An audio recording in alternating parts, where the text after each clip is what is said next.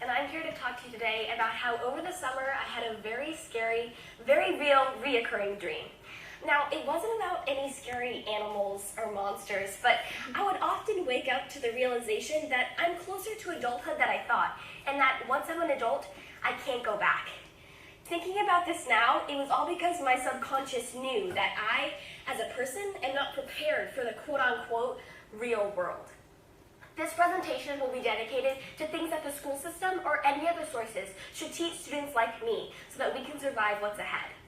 There are simple things that we can add to classroom curriculum that will better prepare the future of tomorrow in the areas of science, math, economics, English, home economics, and health/sex education. One of the things that the United States should start teaching its students is the metric system.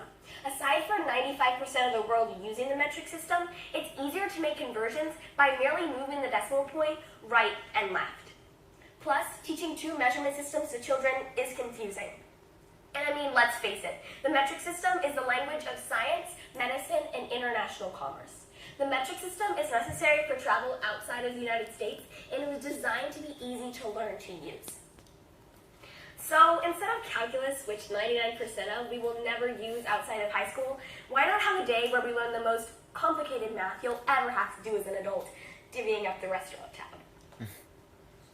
A big thing that should be taught to a wider audience is how to successfully do your taxes, and to even teach some people what that even means.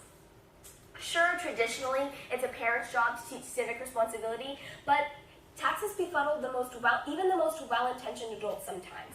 As proof that tax forms are actually easy enough for teenagers to fill out when given the right instruction, a Georgia high school teacher has been offering a crash course in the subject for over a decade.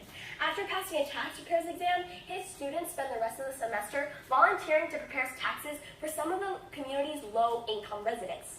So imagine a math teacher that instead of focusing on making its students calculate the speed of a train from point A to point nobody really even cares, but rather put the lesson in a more relevant context, allowing students to learn about the prices and budgets of people and organizations and how loans are priced.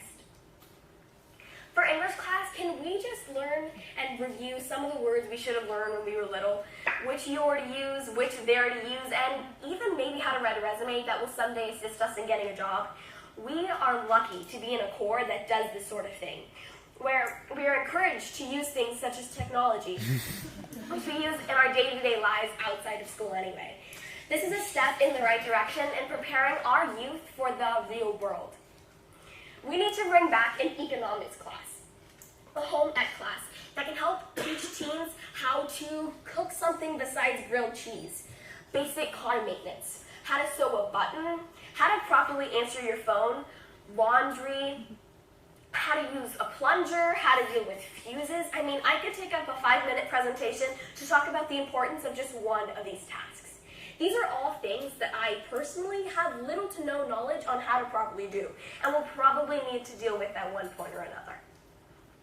Another thing that teens need to be taught, and everyone should be taught throughout their lives, is a good, safe sex education.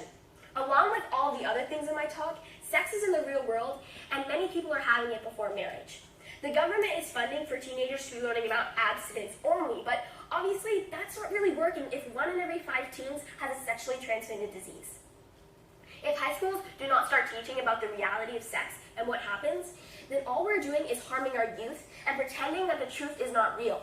By having a good sex education, we can help prevent unplanned pregnancies and help prevent the spread of STDs. We should value more teaching students about safe sex above abstinence. So I know that we have an 11-12 pre-med core here at Windsor High School, but if the American Heart Association had its way, every high school student would undergo mandatory CPR and automated defibrillator training in school to help prevent one of the leading causes of death in the United States, which is sudden heart failure. If we just have people learn more medical care, this can also promote compassion, which any high school grad knows is sorely lacking in the teenage population. So educators, students, We need to realize that it's important to learn more about what's going to be out there in the real world. If educators focused more on what's going to be out there in our real lives, then maybe that won't be as scary for students, and that won't be as scary for parents to let their students leave the house and become adults. I urge you to think more about what's going to happen out there when you're in your career. After you finish high school, after you finish college, what it's going to be like and what you should be learning now to prepare yourself later on so you're not scared. Thank you.